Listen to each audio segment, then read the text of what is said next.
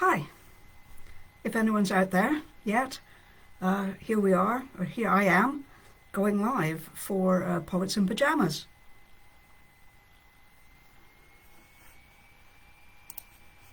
And I'm sorry about that slight pause because I keep getting pop-ups from Facebook.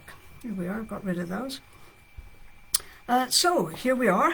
If anyone thought that I was actually going to be in pajamas, I may have given the impression at one point that I might be in pajamas, but full confession, I don't actually own a pair of pajamas.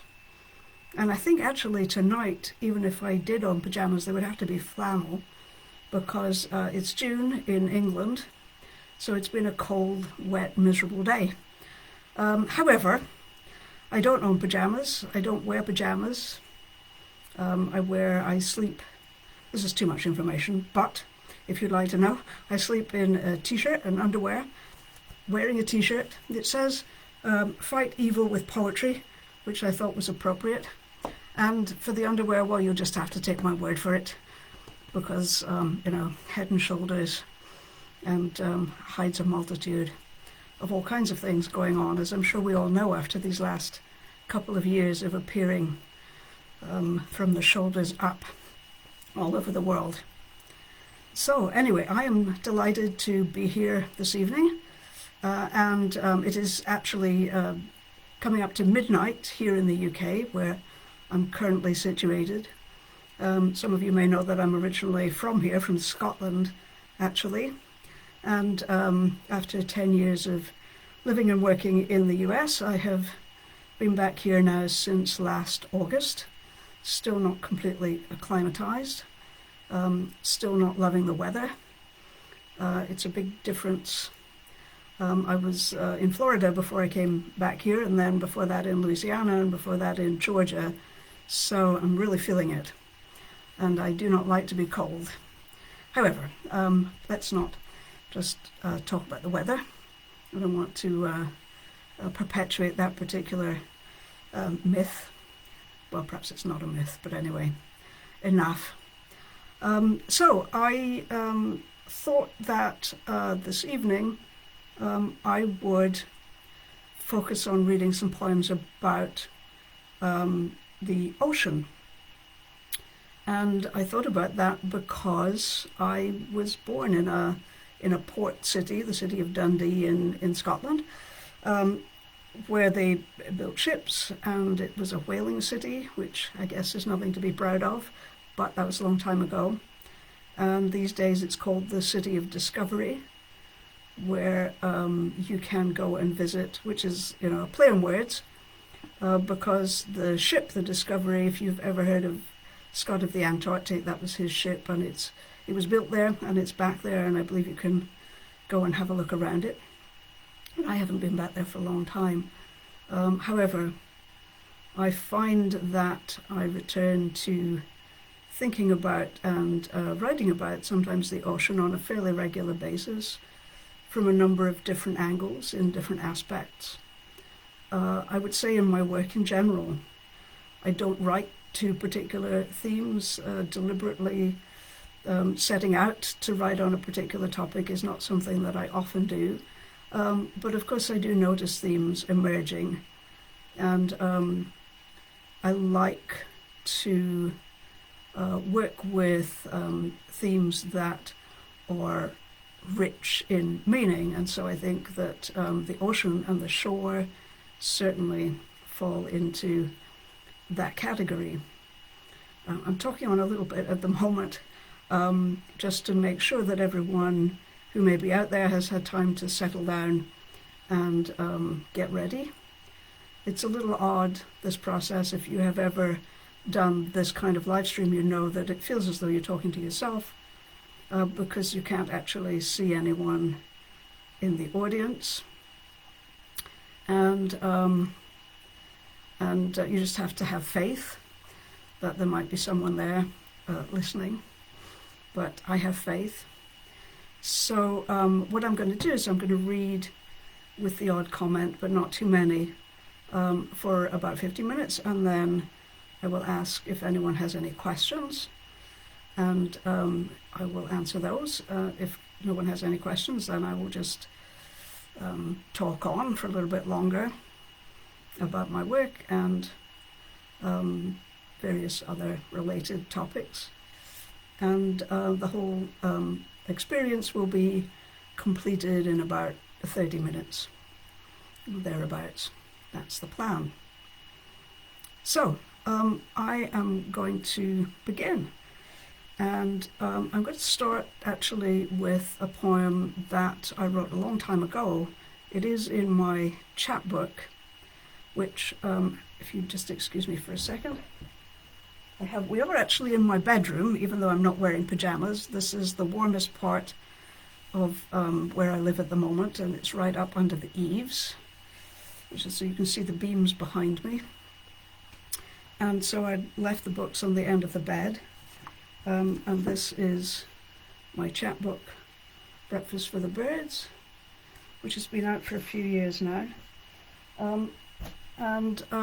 In there, there's this poem which I actually wrote quite a few years before that, and which is kind of harking back to childhood and earlier times. So I didn't start writing poetry until about 12 years ago, and so there was quite a lot of life before that. I don't write a lot about those earlier periods of my life, but this one does hark back to it a little bit. We did actually have in my elementary school, in one classroom, I think in every classroom actually, a big map pinned to the wall, a Mercator projection. It was rather an elderly map, even at that time. This is several decades ago. And it had lots of red bits, which were, the former British Empire. Again, nothing to be proud of. But I do remember, it was a large map, and I do remember being fascinated by it. So this one is called Geography and Interior. A flat planet pinned to a classroom wall. Nations named and claimed. And me, aching to be where there be dragons. Earth's a ball caught in a net. Lines intersect. I long for latitude, for a bellied sail and a spyglass. Pain's a constant now. Dragon's teeth tear at my concentration. Loss, like a bird, sings inside my chest. I'm confined, my mind reduced to wordplay. If I sail away, if I let pain take me to another place. When I close my eyes against the glare, I see a universe of floating worlds, black dots adrift in crimson space. I cannot rest.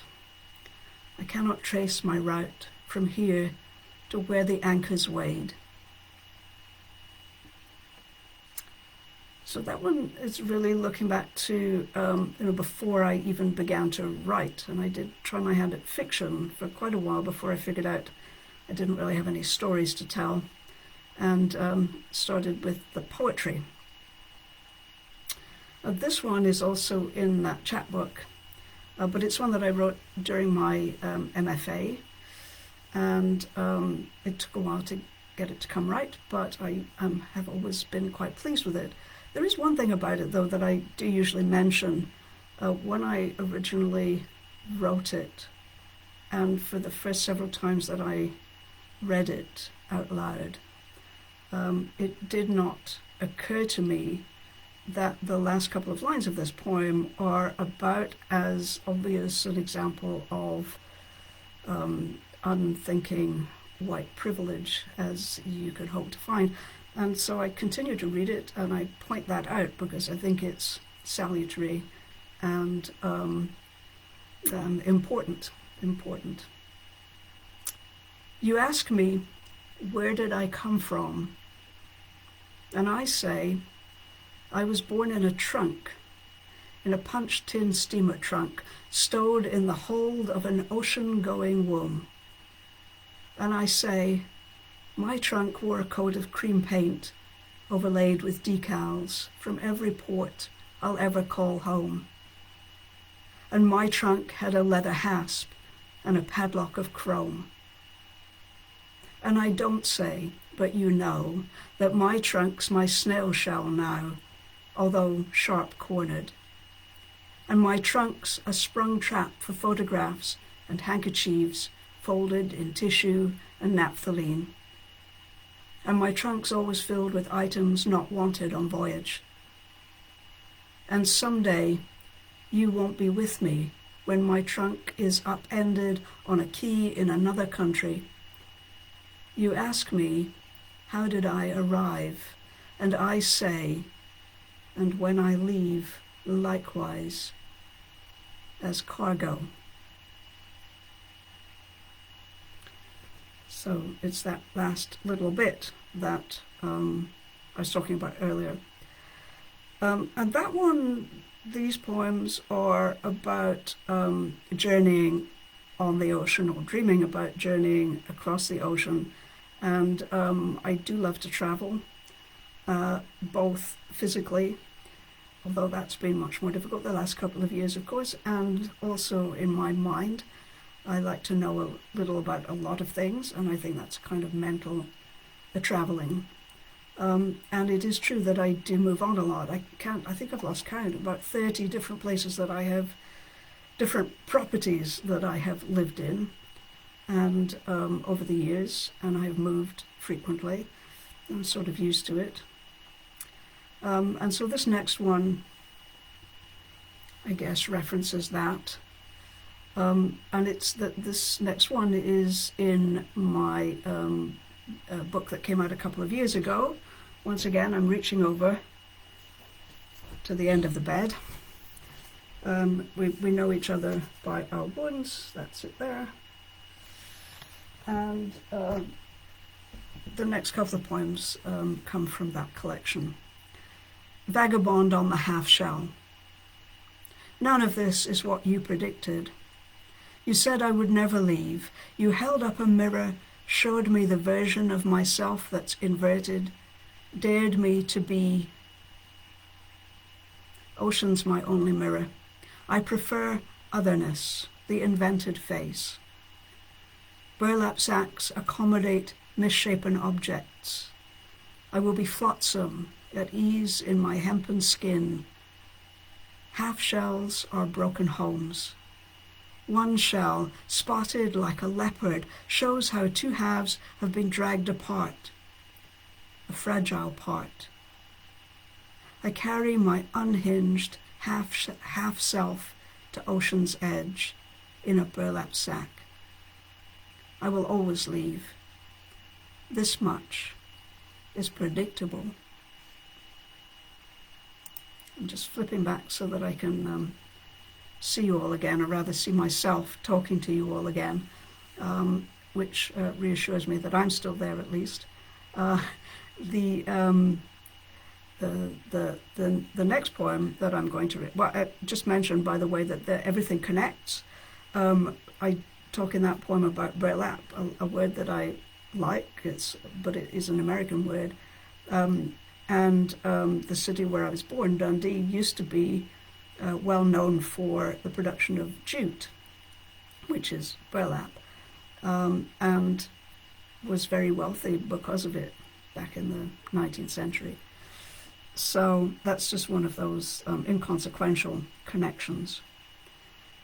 Now I am going to go back to these poems, and so the next couple I'm going to read are, so I write some eco poems these days, and I have a couple here which are about the ocean itself, and the first one is called Wreck Life. At ocean's surface, spinning buoys signal their distress. As ocean's aspect alters, sullen chop agitating against rocks, water bottles bobbing at the feet of piers, wreck life endures below. Organic matter, manifest of deep sea creatures, mixes to mulch. Snapped masts and crusted funnels grow as cuttings grow, grafted at life's socket.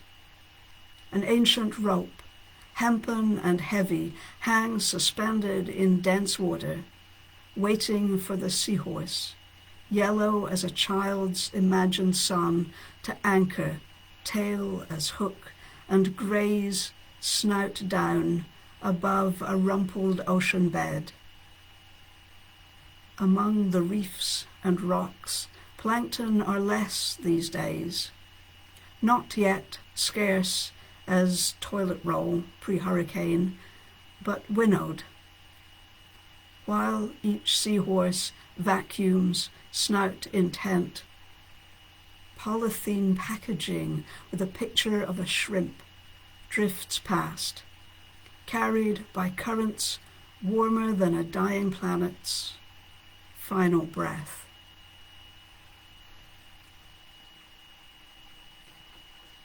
And this next one,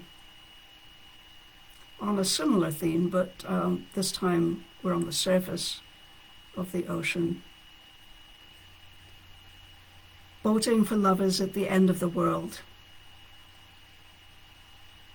We must be inextricable, our goose flesh electric, our fine hairs hooked. We must maneuver in sync, instinct by instinct, as if our lives will end when our particles diverge. We are, so far, survivors, drenched, not drowned, our feet astride a capsized boat, toes curled. We balance ocean love with ocean fear. We hear fewer seabirds now, our slightest breath, chest heave imperceptible to passing shoals. Intent on synchrony, we will be oblivious to chop. Whitecaps break against archipelagos of plastic. Thunderheads like stealth planes threaten hail. Whale moan is our song. Each little death distracts. Sea blind, we nip and lick salted skin, slick until crust thickens. Abandoned artifacts, used syringes, cigarette butts, six-pack rings, gather in our vessel's lazy wake until we trail ocean trash like Terra's bridal train, while miles below our boat's breastbone, another coral heart pales to grey. Our slant bodies pitch and groan. We are water without angles of repose.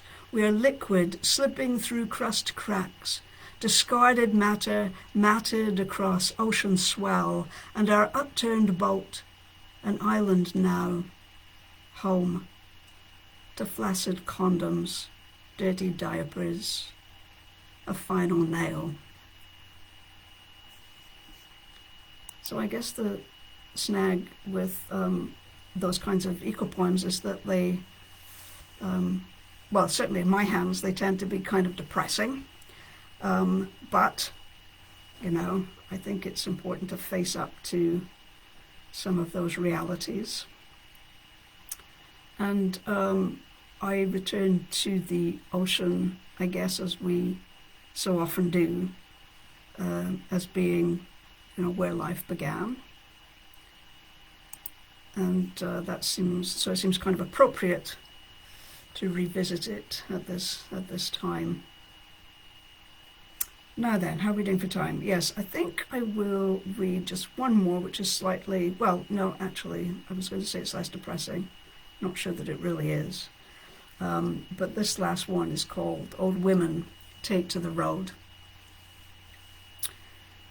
When siren wail, not whale song, calls them to that shore where worlds will end, shrink-wrapped in plastic, braless in hazmat suits, scooping bullshit into zippered bags, they drag their carbon-datable outrage toward the coast, pilloried, underpaid, temper-tossed. Their heads inclined, they spit on footprints made by crusted patriarchs who, dripping brine from salted mouths, shedding scales, shitting thunderbolts, still stampede ahead as they've been taught to to ocean's edge. Fishmen, puckered, panting, airless, beached. Women, just catching waves in buckets, bowls, and cups.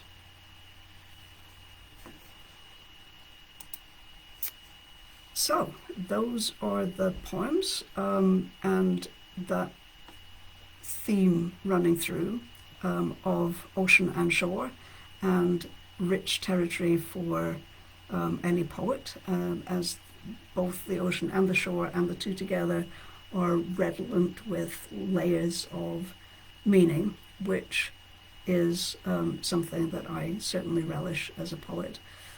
So now, if anyone has a question that you would like to put in the comments, I will be looking at those in a moment, and we'll be happy to answer anything that anyone would like to know. Okay, I'm just looking down. Amanda, thank you. I'm glad that you enjoyed that last line. It's good to hear from you.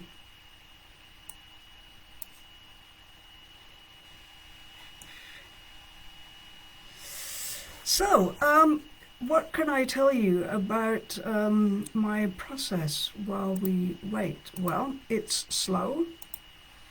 It takes me a long time to actually come up with a poem, and these days it seems to take longer and longer. Once I get going, I draft everything in Word, because I started writing poetry relatively recently, by which time my handwriting had become completely illegible even to me, and because I tend to edit a bit as I go along, and so it's much easier to do that in a word processor. So Word is my go-to. I like to feel like I've completed a draft before I set it to one side, and then I'll return to it as often as I feel necessary. Once it's published, if that happens, then I try to leave it alone, but even then I may sometimes revisit a poem. I'm very untraditional. I don't write in forms. I don't count syllables or anything of that kind, but I like to think that I have a good ear for a line, for the music of a line. And so when I'm writing, I am always listening to how the line sounds, whether it is measured or not. And my ear tells me what seems to work and what doesn't, and what, sometimes down to the level of what word I am looking for, or at least how many syllables I need to finish a line. But it's free verse always, and I do pay a lot of attention also to the space on the page, the white space on the page, the shape of the poem. Some people who know my work are familiar with the fact that I use a lot of colons, sometimes my only punctuation. And if you want to know why, I wish I had a really good answer for you, except that I like the imagery of the colon. I think it can convey many things, not just as a piece of punctuation, but as part of the poem. And so it pleases me, and it pleases my eye to use colons. And I try not to be too liberal with them, because then it becomes a gimmick, but I do use them a lot. So let me look and see what we have here. Okay.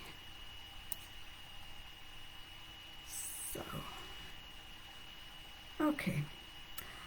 So a question about the pandemic and what effect that has had on my work. and my place in the writing community. Well, I think the most obvious effect it had on my work is that I almost stopped writing altogether there for a while for a number of reasons to do with my day job at the time and having to just deal with all of the pandemic stuff. I didn't feel, and I still haven't felt, any great urge to write about the pandemic. That may come, but I don't usually respond that quickly to events that I'm living through. I do have a couple of things that were that came out of that particular experience, but nothing of tremendous impact yet, at least. However, I would say that especially as I have moved myself from one side of the Atlantic to the other recently, I actually think of the whole growth of virtual events and working on Zoom as a great boon, one of the few good things perhaps that's come out of the last couple of years. I know that many of us got very tired of meetings and teaching and all of the things on Zoom, and I completely understand that. And I do miss reading in person and meeting other writers, other poets, other people in person at readings. But I have to say that without Zoom, I would feel a lot more cut off than I do. And other platforms, of course, I should say, as we're on Facebook Live at the moment. I would feel a lot more cut off than I do from I was going to say my old poetry life in the States, but I don't think of it that way. I think of it as my ongoing poetry life in the States, where most of my poetry life has actually been. And I feel that a big part of being able to carry that on is being able to do this and to do other things online.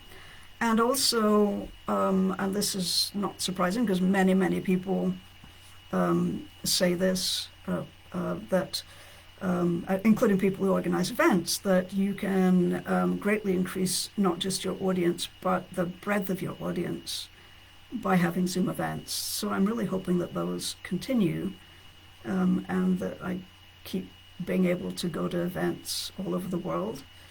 And that I think that is a great addition in terms of accessibility and in terms of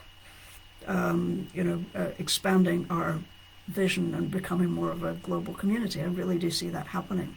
So that's been a great thing. And I'm hoping that I'm now beginning to get back to writing some more. So I don't know if that's really anything much to do with the pandemic, but it's certainly, I do seem to be beginning to produce some work again. So here we go. A question about what books I've been reading lately and any recommendations. Well, so, what can I say? Well, in terms of poetry, in every way I'm working through my my to-be-read pile, which had gotten quite large. Not just physical volumes, but also things on my Kindle app. And I also tend to queue up things, audiobooks at the public library. So I've got all kinds of things that I should be reading. Right now, I'm a bit late in the day for this, but I am now reading, have recently started to read, so I haven't got all the way through yet, but the much lauded Frank sonnets, Diane Seuss's prize-winning book, which I am greatly enjoying and would certainly recommend, although you all have probably already read it. But yes, I mean that was one that I was really looking forward to and am enjoying very much. I don't read as many poetry books as I would like to read in an ideal world, but a part of that is because I read for journals, and so I read a lot of individual poems via social media and some that come into my mailbox, but I also read for a couple of journals. I always have tried to be reading for at least, or editing for at least a journal. And right now I've got 2 that I'm on the masthead for, Swim Miami and Poetry's Currency, both of which I would recommend as places to submit to. And so that, I get to see a lot of poetry. And so I pick and choose which other books I want to read, and try to read whole books when I can. But I actually kind of like dipping in and out. I always have enjoyed reading poetry here and there. Other things that I'm reading, well, when I'm not reading poetry, I do read some fiction, and I also really love to read non-fiction. I don't mean necessarily creative non-fiction, but I like to read books that I can learn facts from. So I just started an audiobook, which is about Area 51. So that should be interesting. And we'll see what they have to say about aliens, I guess. Okay, let me see if any other questions have popped up.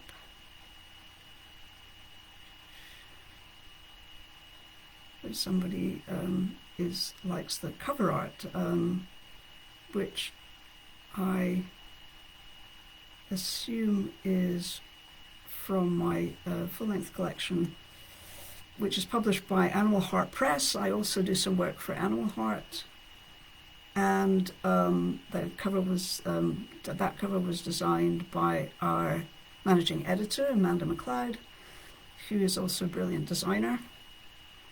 And I like it a lot. I like it a lot. Okay. Well, our half hour is almost up. I don't see any other questions coming through there. Hang on, there's a new comment. Have a look.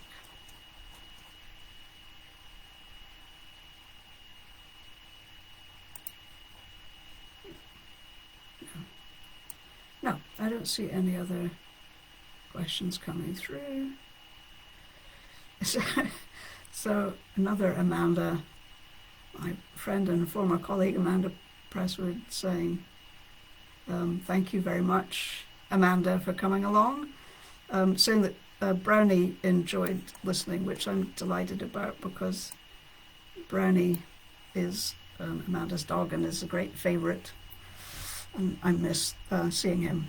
So, okay, well, I think that I am done for this evening. I hope that you all will consider buying one of my books. If anyone would like a signed and personalised copy of either book, then please do feel free to message me, because I have some at the moment sitting on my shelves, and I'll be happy to give you the details of price and shipping and stuff. But otherwise, you can get them in all the usual places. And I'll just do a little sales pitch very quickly. Please do feel free to go to my website, and amongst other things there, you will see the writing and editorial services that I offer. As I no longer have a day job, I'm trying to get some freelance work on the go again. I've done quite a bit in the past. So if you know anyone who's looking for an editor, or if you are, or if you would like to get some feedback on a poem or any other writing that you are doing that you'd like some feedback on, or just to talk about writing, or get some good exercises or some prompts or any of those things, check out my website, get in touch, let's talk. And thanks very much for being there. And good night.